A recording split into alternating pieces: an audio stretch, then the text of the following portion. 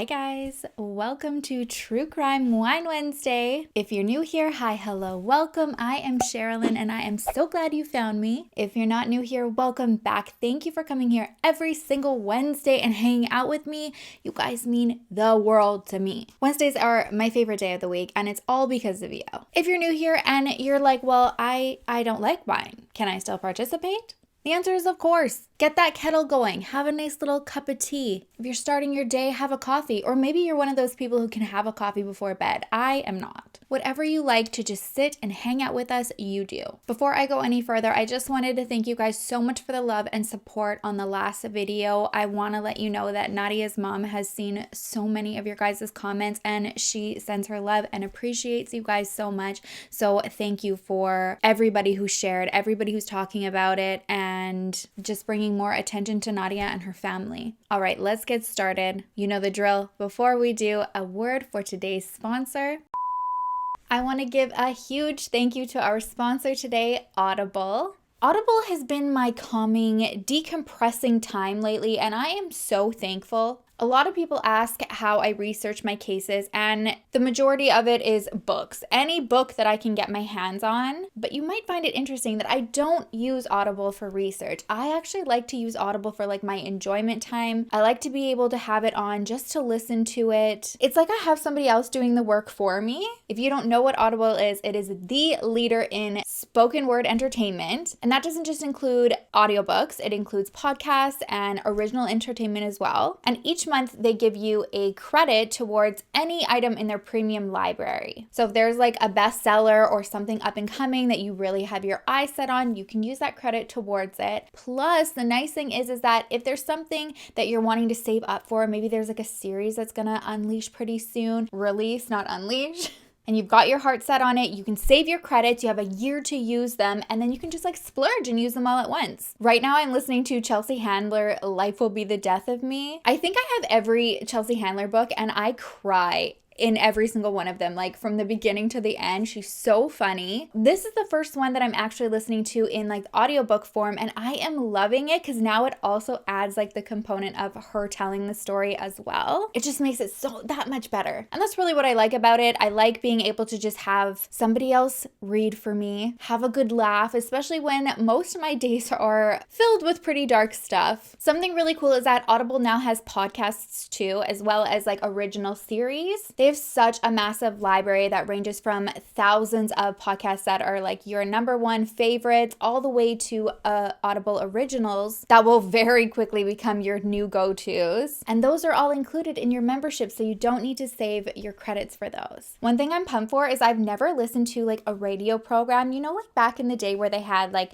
you know, like a sketch show and then you'd like huddle and like listen to it on the radio. Like, I don't know because I wasn't alive, but you know, you hear about it and there was like mystery nights and stuff like that. Like, I've never listened to like an audio show, and Audible now has that. And I saw this one with Keke Palmer and Pete Davidson. It's called Hit Job, and the thumbnail's giving me like American Psycho vibes, but like comedy. The synopsis is not like American Psycho at all, but I'm really excited for it. I've already downloaded it, ready to go for our next vacay so I can listen to it on the plane. I'm not gonna lie, I'm really impatient though, so I'm probably gonna listen to it this week and have to find another one, but that's okay because there's seriously so much to choose from. I actually read a stat that Audible sent, like a fun fact. You know, I love the fun facts. And it said if you listen to every title in Audible's library, it would take you 3 centuries. So we're good. Right now they have an offer for you for the holiday season. So while you're there brainstorming all the gift ideas that you're gonna give your family for like this new exciting holiday that's around the corner for us where we can all be reunited, don't forget yourself. Give yourself the gift of an Audible membership because now is the best time to do it with a special offer of 60% off of your first 3 months. Like I said, as an Audible member, you get to choose from one title a month. That can be the latest bestseller, hottest new release, whatever you've got your eyes set on, it's yours to keep forever. You also get full access to Audible's streaming library with Plus catalog. That's where you can discover your next podcast obsession, check that audiobook off your bucket list, or join me in getting lost in this whole world of original content from from celebrity creators. No matter where you're going, what you're doing, you will always have the right thing to listen to right at your fingertips.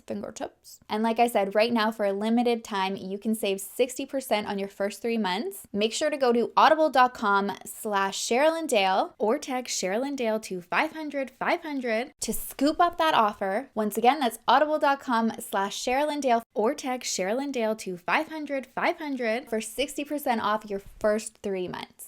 I'm so excited for you guys. I'm so excited for me. I truly am so thankful to be able to give you guys this offer as well as partner with Audible today to make this video possible. Thank you again, Audible. Before I forget, this is the most requested lip combo that you guys have asked for. So I wore it today so that I wouldn't forget to tell you what it is. And it is a Dose of Colors and the color is Cork. And I just got like the whole set. So it's got the lip liner. I think you get a matte, a like mousse suede, and then a gloss. So the color's Cork, Dose of Colors. It really makes me channel that like inner 90s baby that we know I love so much. Same with my hair today, you know, like I feel like I'm in junior high and I have that like obnoxious, messy, wild bun going on. I was obnoxious and messy in junior high, so that explains a lot. All right, baby, it's riddle time. Today's riddle is, it's right behind you and creeps on the ground. It follows you home, but does not make a sound. Careful when you turn around. What is it? I'm pumped for this one. I feel like the answer is kind of obvious, but then I feel like a lot of you just come up with such creative answers on your own too, so I want to hear them all. All right, you guys, let's get started. Grab your drinks, grab your snacks, get cozy. If you're just starting the day, good morning. Let's get into it. I want to thank Caitlin Amelia for recommending this case in the Facebook group that we've got going on. I love having a space where I have a thread to like go by and it's just all in one spot that I can see. I love it. It makes things so much easier for you. Well, kind of for you and for me as well. So thank you again, Caitlin. I had not heard this case before, and honestly, I wasn't really prepared for it. So many times I stopped and I was just like, holy effing crap balls. I couldn't even get through every single detail of the crime. It's probably the most horrific that I've read so far. And what makes it just so much more unsettling is that it all took place in the victim's bedroom when her mom was home on the other side of the door trying to get in, but it was locked. It's literally a nightmare. If you've been here for a while, you know that I do not go into graphic detail about crimes, but I do want to give a disclaimer that today's discussion does involve touching on domestic violence, a lot specifically about like the psychological mind games and like mental abuse, which was really triggering for me and my own trauma and my own experience with domestic violence. So I just wanted to put that out there because it could also be a trigger for you as well. Today we are talking about the Sophie Elliott case, and just so much about this is going to have you screaming at your screen going, what the fuck is wrong with people? Why? Just take a deep breath and let's go through this together. Sophie Elliott was born June 11th, 1985 in Ravensbourne, Dunedin, New Zealand to Gil and Leslie Elliott. She was the baby and the only girl of the family. Her parents openly admitted that she was a surprise for the fam. There was 11 years between her and her oldest brother and 7 between her other brother. Even with the age gap and the fact that Sophie was a little sister, the boys said that they loved getting into mischief and like getting her all riled up to like get in trouble. I read that when she was born, she had colic and her brothers would help her mom give her a little bit of a break by just rocking her in her bassinet because she loved that soothing motion, and they would just rock her until she stopped crying. Her mom obviously loved all of her kids equally, but there was something special about just having that baby girl. Her mom loved to sew dresses and just get her all like dolled up. She had her enrolled in ballet when she was only 4 years old, and it was something Sophie stuck to for her whole entire life. It was a huge part of her life. In school, her teacher said there was just something special about Sophie. She was that student where they just like had a spark to them. You just knew that they were great energy, they were going to be successful, and they were just like a kind person. She didn't give them any trouble. She had wonderful grades. She also liked to participate in extracurriculars. She was part of the drama club. She loved performing. She actually entered the Shakespeare Festival in 2003 and won Best Actress. On top of this, she also played tennis, netball, softball, and badminton. I miss badminton. She was confident, not a follower. She didn't care about following like the trend friends or dimming herself to make like other people comfortable. She loved Star Wars, loved to wear like fashionable clothes that maybe like not everybody would wear. She had brains, beauty, wasn't afraid to show it. She wasn't arrogant by any means, but she was just like unapologetically herself, which I guess some people can perceive as like arrogant, but that's like a them problem, not a you problem. Sophie's described as very independent, strong-willed, her mother said frustrating even, but she was so loved and her kindness just outshone like any blemishes to her personality, as we all have. I read a book that Sophie's mom wrote in memory to Sophie. It's called Sophie's Legacy, and one thing I loved so much was just her full transparency of her daughter. She doesn't imply that Sophie was like a saint and perfect every single day of her life, which we often hear in cases like this. And I mean, it doesn't bother me when people, share all the positive and the good things about people that we're talking about. They deserve to be remembered that way. But it is a little bit refreshing when you're just like, oh, okay, like it's even more relatable that there's no shame in saying that someone wasn't perfect. Regardless if she was, strong-willed, if you want to call it, she had a huge heart, and that really shone through when she did things for other people. She was really close to her family, and one thing that she would do every single year was go caroling to the hospital that her mom worked at, just to brighten all of the patients who were in the hospital over the holidays. Her family was well off, but Sophie was by no means entitled. She liked nice things, liked to have, fashionable clothes. So she got her own job to be able to buy the things that she wanted to. There were several times that her parents were like, you don't need to have a job, like just focus on your school, get that done, we've got you. And she was like, nope. The shoes on my feet, I bought them. Who's I'm wearing, I bought them. Some of the jobs she had was working at a bakery, a video rental store, another thing I miss. And then she got a job at a photography store, and it was just such a perfect fit for her because she was really getting into photography and developing a big passion for it. So it was one of those things where you just liked to go to work every day. One of her favorite subjects to photograph was her cat, and I read this cat was one that would like scratch anybody who tried to touch him, but with Sophie, he just like immediately like rolled over, had his little paws up in the air with his belly exposed, and if you are a cat lover, like that's just like full submission. Like, I love you, I'm yours. Sophie could do anything to this cat. He just adored her. After graduating with the second highest grades in her high school, Sophie got accepted to the University of Otago. And this is a site. It is surrounded by old buildings. You feel the history and the beauty, as well as like having this combination of modern structures that just like complement each other so perfectly. She went to school for a degree in economics, and this was a course that was going to take her 4 years to complete. Her passion and drive did not change one bit when she got to university. If anything, she was more like laser focused on her long-term goals and being the best that she could be. One of her professors actually said about Sophie that she was one of the most remarkable students he had ever taught. That's got to be pretty huge when you think about it. Like when you're a professor at a university and you see how many students and there's just that one that like sticks out to you so much. It truly is like one of those explanations where like it's just some people just have that like energy and vibe to them. And that's definitely what I feel from hearing other people talk about Sophie that she had. This professor specifically shared that he remembered a specific paper that Sophie wrote, and it was on inequality. And he said that this was the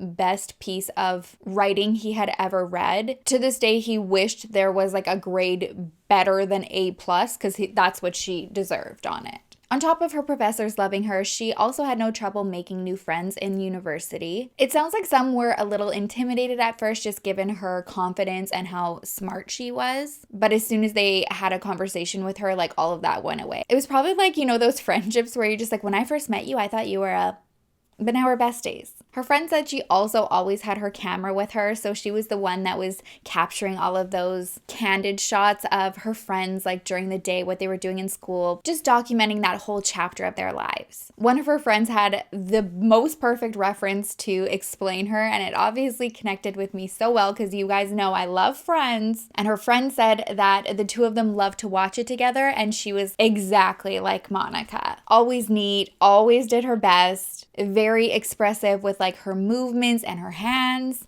I know no one like that. I Personally, I'm more like Rachel, but I am like quite expressive with my hands like Monica. I feel like Brent would be Monica. Who's your friend's character? Another thing that I read about Sophie that made her super relatable was like she didn't really care about what other people thought about her. So she'd be the first to share a really embarrassing story if somebody was like going through something, and she'd be like, oh, don't worry, like I did this. And then it just like made everybody else just feel more comfortable and less silly about like whatever they had just done. She had been in a long-term relationship in the early days of starting school, but it had run its course by the end of her final year. It sounds like they just really weren't ready to continue on as a couple and just felt like they were better suited apart. I got the impression that they were both very passionate people, liked things a certain way, and that can become a little bit overwhelming if you feel like you're the one who's always trying to make a compromise, or if you're just like constantly having conversations about like compromising on things. I didn't really find anything to suggest that she was looking for another relationship after this one ended, but one did find her during her final year of school. One evening when she was working late at school on a paper, so was her lecturer. He was a guy named Clayton Weatherston. Why did I just say it like that? Is that even it? Yeah, it is.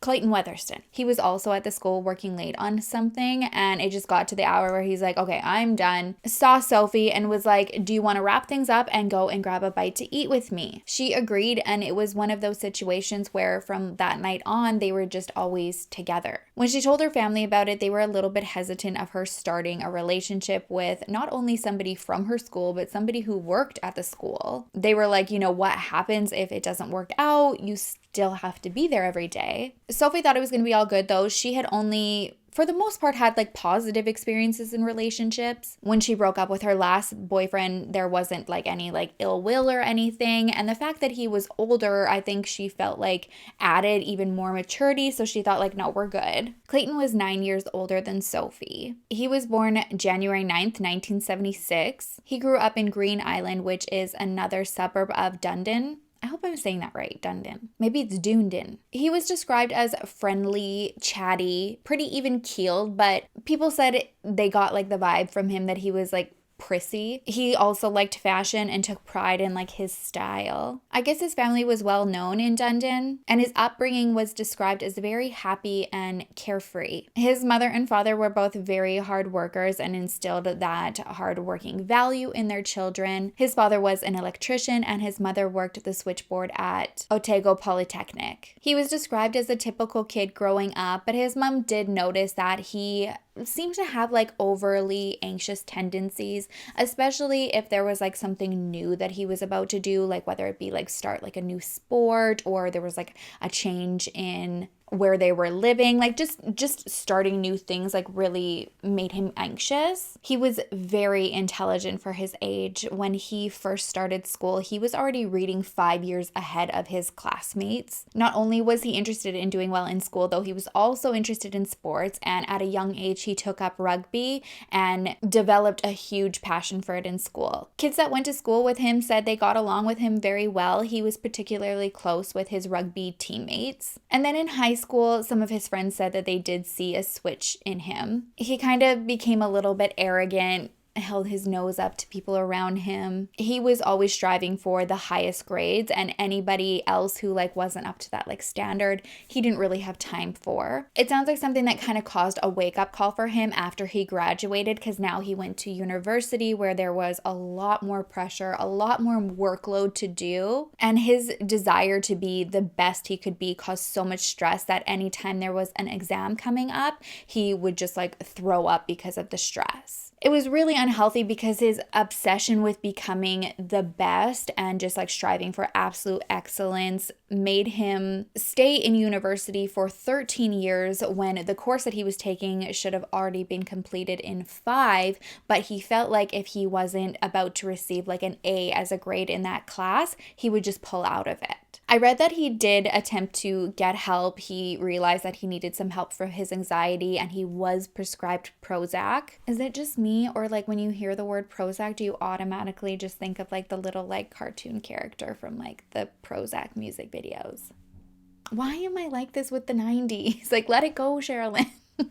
I can't. employment? He briefly worked in Wellington at the Treasury, but that lasted for about 9 months, and then he moved back, got a job at the University of Otago in a part-time position as a lecturer in economics, and also started a long-term relationship.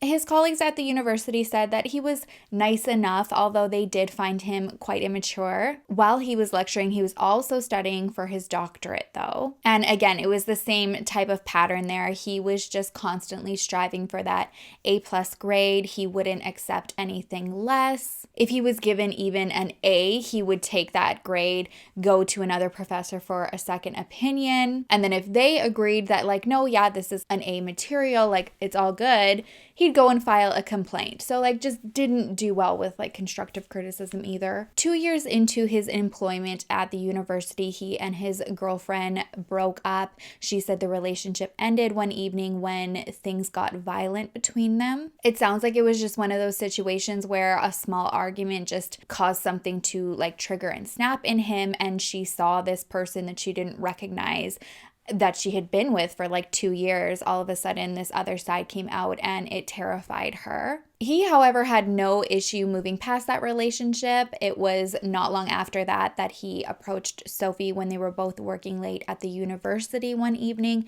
and went out for dinner. On top of this relationship not being very encouraged by her family, it also wasn't very encouraged by the university, but it wasn't against policy. I guess they were allowed to see each other, but it was another colleague that would have to grade Sophie's papers so that there wasn't like a conflict of interest. I guess it didn't take long for Sophie to realize that her mom might have been onto something when she thought like this isn't the best idea. Only 3 weeks into them seeing each other, Sophie started to see red flags. Most of them were things like how above her he made her feel. He would flake on her all the time, just made her feel like her time wasn't valued, she wasn't valued, like he was better than her so he could kind of like string her along or make her wait like hand and foot on him.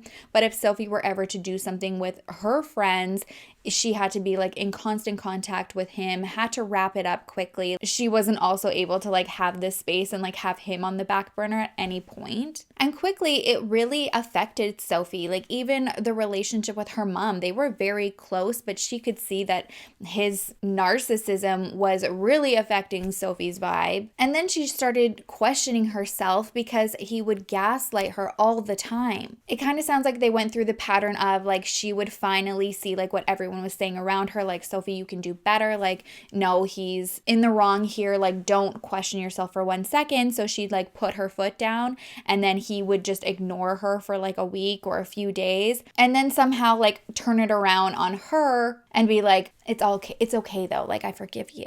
Or on the very rare occasion that Sophie was like no and like stand her ground, then it would be like, I will never do this again, I'm so sorry. Like if he really messed up and he knew like there was no getting out of it, then it was all like the promises and like, I'll change, this will never happen again, to get her back to him. So they did this on and off for about 5 months. Her parents say personally they never saw that behavior when they were around him. He was always very nice. It was just what they heard from Sophie. They said to them he was nice enough. Sometimes they felt like he was almost like over the top, like trying to win them over. Like I said at the beginning, this case really triggered me and just like brought up like really unhappy times in my life. And it was around like these situations, I'm getting all nervous. It was reading about this stuff that really got me, like the fakeness and the over the top kindness to others and like this complete act of like winning over your loved ones. That's what did it for me. I was in a very unhealthy, emotionally abusive relationship for about 6 months, and it doesn't sound like very long, but I think like if you've been in one, you know, like it feels like a lifetime. Like 6 years, it even still doesn't feel like enough time of like what went on. And you don't realize how fast it happens and how quickly it gets out of control. I never in my life would have imagined I would have been somebody in that situation. I was always the one to like my friends, like, don't you settle for less, like this is a red flag, you can do so much better. So for it to happen to me when I finally got out of it, like, and it took time to like clear my head even after I left, it it was so scary to be like, whoa, like that got out of hand so fast. And like just to think of like what could have happened if you were in it for like even a day longer, it just, it's just such an uncomfortable feeling. Not uncomfortable, it's actually terrifying if I'm going to be 100% honest. So I can only imagine how unprepared Sophie felt, especially when he would do things like win her over by praising how like intelligent she was and beautiful and that he loved her independence, and then flip it around and like turn all of those things against her and be like, oh, but you're not smart enough, or you're not as good as you think you are, or you're fat and you're ugly and you're this and you're that. So this just completely sent her spiraling because you just like don't know what's up or down anymore. There was finally a light at the end of the tunnel for her though. As her degree was coming to an end, she was hired at a full-time position in Wellington at the Treasury. She was hired as a graduate analysis. If that sounds familiar, this is the position that Clayton once had before he came back and got a job at the university. And it made him so insecure that this was something that she got on her own and she was going to be going off without him, that he still managed to use this, even though she knew in her mind, you know, like, I did do this on my own. I didn't need you. He would try to spin it to be like, oh, like I still have really tight connections there. Like I'll make sure they know how unqualified you are for this position. If you piss me off, like I'm going to get in touch with so-and-so. And it really put doubt in Sophie and just kind of made her continue walking on eggshells because she was fearful she was going to lose this job opportunity. What Sophie didn't know though, the reason why he didn't work there was because he wasn't well liked. So these connections that he said he had, he really didn't. And for reference, she was more than qualified for that job. She was graduating that year with a bachelor's in commerce with honors. But this is what relationships like this do to you. You second guess yourself, your self-esteem plummets, and you truly feel like you're starting to lose your mind. Her mom said she would always try to have to like bring Sophie back. She'd be like, stop, like just ignore that. You know you're qualified. He has no weight there. You got this job on your own, like you're good. And then she'd be like, oh, you're right. Understandably, her mom said that it was really hard to see her struggle with self-esteem because of him. He wasn't anything to write home about, and so much of him was just like so phony. But there were a lot of people who saw through it. A lot of them were students actually at the university who said they just got like this creepy vibe from him. A lot of the girls like never wanted to be alone with him, and they would actually go to other lecturers or professors and ask questions about like what was going on in that class, so that they didn't have to stay after class to talk to him.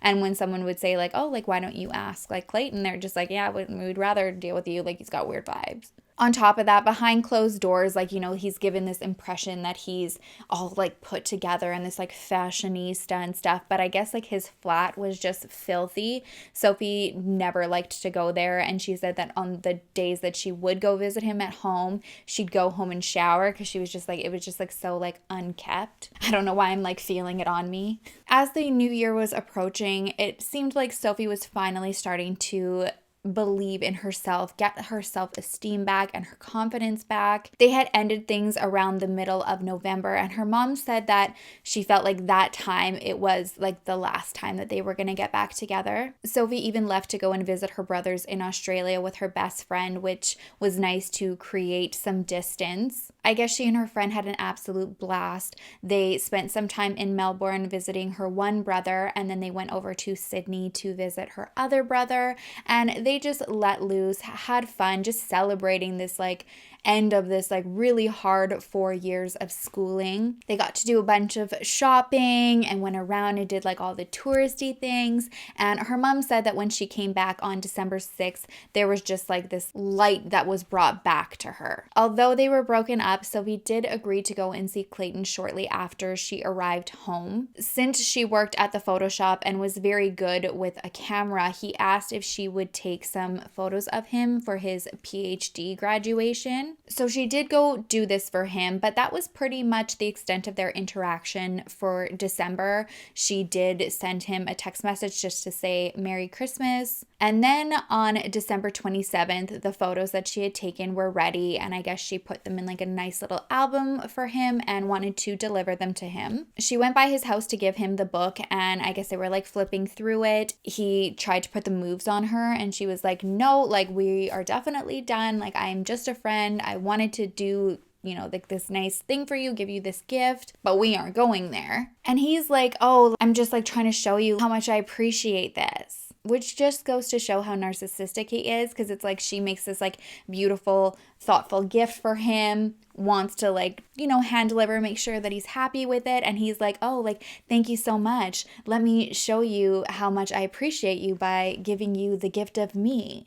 Fucking gross. So when she again is like, we're just friends, I guess he snaps. Allegedly, he grabs her and he like violently takes her to his room where he's trying to choke her, but she's able to like wriggle out and run away. She said that even though she had run away, he still chased after her and he was yelling things like, I wished your plane would have crashed on the way from Australia. Again, like just going back to like saying like how worthless she was. When she left, she called her friend and her friend said, you should really go to the police. And Sophie did want to, but she said that she didn't have any physical marks show up on her. So she figured it was going to be one of those situations where she went to the police, they were going to talk to Clayton. And since he was like so good at being fake and winning people over, it was going to turn out to be his word against hers. When she got home, she also shared with her mom, and her mom, like her friend, said, you should go to the police. And she told her the same thing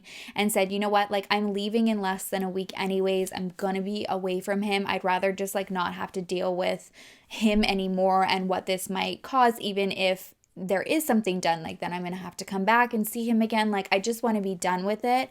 And then her mom was like, okay, like I'll support you on that. There was good reason for her to obviously be excited to go on to this next chapter in her life. She was really sad to leave home because she was so close with her family, but like I think she was just excited for like that space to be created. She spent her last weekend before leaving with her friends, having a lot of fun. There, I guess, were a lot of goodbyes. She'd like go and say goodbye to her friend one day, and then like the next day be like, okay, like I'm gonna come back and say goodbye again. Like they just wanted to get all the time in that they could.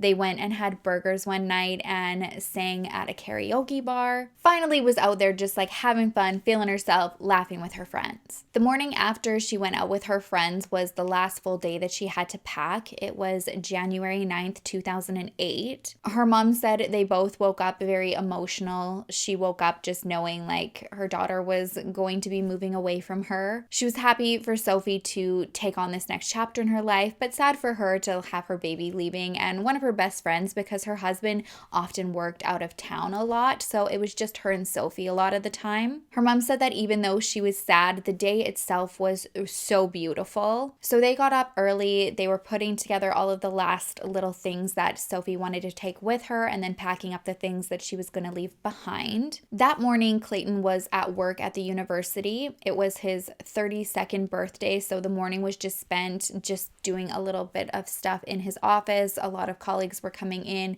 wishing him a happy birthday. He told a few people that after work, his only plan was to go out for dinner with some friends and meet up with a girl that he was recently seeing. And then at lunchtime, he left for the day. By this time, Sophie and her mom had been working pretty hard on packing some things up, so she wanted to go and meet some friends for some pizza. Her mom said she left Sophie to get ready and came down the stairs around 12:30 to just listen to some radio and just like putz around in the kitchen.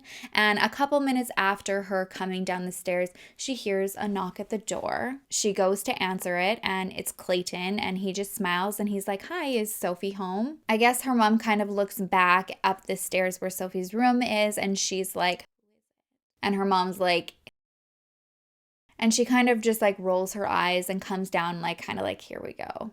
Her mom said she gave them some space and just like went to the kitchen while they chatted, and she could overhear Sophie say like, I'm kind of in a rush right now. If you have anything to say, like just come on upstairs. You can say it while I'm getting ready. And he followed her up to her bedroom. About 5 minutes later, Sophie comes down the stairs to go and see her mom in the kitchen, and she's like, I don't know like why he's here, what he's doing.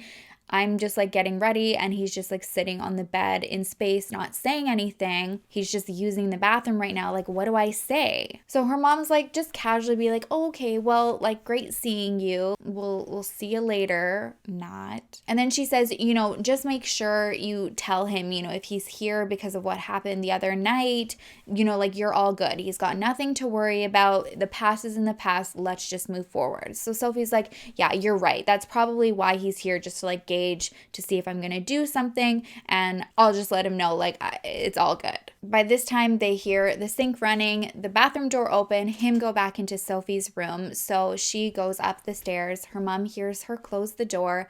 And within seconds, her mom hears Sophie scream saying, "Don't, Clayton, don't." Her mom books it up the stairs. She's pounding on the door. She can hear Sophie on the other side, but the door is locked and she can't get in. So she rushes downstairs, goes to the kitchen, finds something that she can stick in the lock to pop it open, and grabs her cell phone. So she calls 911. As it's ringing, she manages to pop this lock open, opens the door, and witnesses just the most gruesome scene she's ever seen. Like I said, I won't go into detail. Her mom is so brave. I'm not sure how she was able to do it, but she does give a very detailed description of what she unfortunately had to see that day. She said it was obvious, just given the condition of Sophie's body when she saw her, that she was no longer alive, and Clayton just didn't even flinch or like stop what he was doing. He was just like a robot, and like with his one free hand, he just closed the door and locked her out. By this point, the operators answered, and all Sophie's mom can say is he's killing her. He's killing her. The operator tells her to run out of the house. Her mom said this is one of the hardest things she's ever done. She says she darts out of the house. She tries to run to the neighbors, but by the time she reaches her front lawn, her legs just completely give out and she just collapses. I can't even imagine how helpless and agonizing that moment would be as a parent. Your whole mission in life and your purpose is to protect your children and keep them safe. And she was in the same house as her daughter and couldn't do that. And she was separated just by a door. The first police officer arrived on the scene. He immediately ran upstairs, went into Sophie's room, and he said he just saw Clayton just standing there. His arms were just by his side. He's standing at the end of the bed, looking off into space. And he's like, "What have you done?" And he said, "I killed her." Just like that, just like very matter of fact. And the police officer was like, "Why?" And I guess his answer to him was, "Because of the pain that she put me through this past year." He was arrested right then and there. But at trial, you can just imagine, given what he said to the police officer about why he did this, like what his defense was. And it was basically to just trash Sophie's reputation on the stand. By the time they got to trial, he had changed his story from him killing her because of what she put him through to it was self-defense because when he came back from the bathroom, she attacked him with scissors. The defense was brutal. They were awful to Sophie. They said that she was spoiled and that if she didn't get her way, she was a brat. They just tried to make her sound as awful as they could so that they could be like, and why would you ever doubt that she would be somebody to attack him with scissors? And her poor family has to sit here and listen to this, especially her mom, who says like, okay, well, he didn't have any like defense wounds from Sophie trying to do this. And it's also not true because as the second the door closed, her mom could hear her say, "Don't, Clayton, don't." Why would she be saying that if she was like the aggressor? It would be him saying it. There was testimony that was brought up by some of his colleagues that kind of gave an idea of maybe where his head was at and why he did what he did to Sophie and why there was like so much hatred there. And it was because of a conversation he had with somebody who worked with, and he said he thought that Sophie was going to over-exaggerate an incident that they had had between each other, and it was going to cause him to not get hired full-time at the university. It's so upsetting because we know that Sophie wasn't going to say anything, so that job security, would have had nothing to do with her, but he actually wasn't going to get hired on anyways, and it had nothing to do with Sophie. It had everything to do just with him not being a cool guy. Quite frankly, just piece of trash. No, they actually had reason not to hire him full-time aside from those very valid points. One of them was that he was looking at pornography while he was at work, and a lot of it. He also had multiple complaints from other students. He was becoming a problem among some of the other lecturers in the university. He had accused some people of plagiarism. So he was just problematic all around, and it had nothing to do with Sophie. Thankfully, nobody bought that he was the victim at trial, and after 5 weeks of testimony, he was found guilty. He was sentenced to life without the possibility of parole for 18 years. I think just the option of having parole is like too good for him, but again, like we can just hope that it just never gets approved and he spends the rest of his life in prison. Sophie graduated with honors, and although she worked so hard for that degree, she sadly didn't get the opportunity to cross the stage to accept it. Her brother was able to accept it in her honor though, which is really nice. I guess it wasn't usually something that was like permitted by the university to do beforehand, but her mom like fought for it and was like, nope, he's gonna accept it. And he did. One thing that her mom also shared was that not only did this loss affect their family and all of Sophie's friends, but her beloved little cat too. From the day the house was released back to the family a week after Sophie's murder, the cat slept every night on Sophie's bed, which was something that it didn't do before. Then it stopped eating regularly, and a month after Sophie passed, so did the cat. I didn't post any photos of Sophie and her murderer together because her mom just like can't bear the thought of like seeing that, and I wanted to respect that. She made a very valid point that like he is like not good enough to have like Sophie in a photo with him, and I liked that spunk, so I want to respect that. Her mom says her strength comes from Sophie. After Sophie died, her mom said that she found one of her notebooks in her office, and it had a little note on it that said, "Any use to you?" ? So she thought this must have just been like a notebook that Sophie didn't need to bring along with her and thought her mom could use it. And that notebook she used kind of like as a diary to heal and talk to Sophie through, and it really helped her, she said. In another form of healing, she started the Sophie Elliott Foundation. The aim of the foundation is to just warn and bring awareness to young women the signs of an abusive relationship. I also read that she went to a lot of schools and spoke to the students there. I don't know if she still does that, but I think some people who are part of our true crime fam have actually seen her speak. I can't imagine like how moving that would be. I am donating a portion of my AdSense to Sophie's foundation. Like I said at the beginning, this story just really touched me and made me realize that it could have been me, it could have been my siblings. I know that you all probably feel like it could have been you or somebody you know. So just bringing awareness and attention to the signs of what to look out for, it's really important to me. And I just wanted to share with you one of the writings that her mom wrote in her diary talking to Sophie. My final word is to you, Sophie. What do I want to see come out of your untimely death? I want better rights for the families of murder victims. I want a judicial system that is not only more fair and equitable, but one that truly cares for victims. I want to see your foundation grow so that other women will avoid the fate you certainly did not deserve. But most of all, Sophie, I want you back. My life is empty without you. I have tried to write this story as best I can, but no one, no matter how eloquent they may be, can truly describe how I feel. It simply takes more than words. That is it for me today, you guys. Thank you so much for watching. If you or someone you know is in an unhealthy relationship, please reach out to somebody. I will leave some resources to call for help in the description. I love you all so much. I hope you know how valuable you are, how appreciated, how wonderful, amazing, loved, cared for you are. You're just the freaking greatest, and don't you ever forget it. All right, I will see you in the next video. I will miss you terribly until then. Make sure to love each other, love yourself, and I will see you soon. Bye. Oh, can you believe I almost just didn't give you the answer to the riddle? Would have left you hanging until next week. All right, quick reminder. It's right behind you and creeps on the ground. It follows you home, but does not make a sound.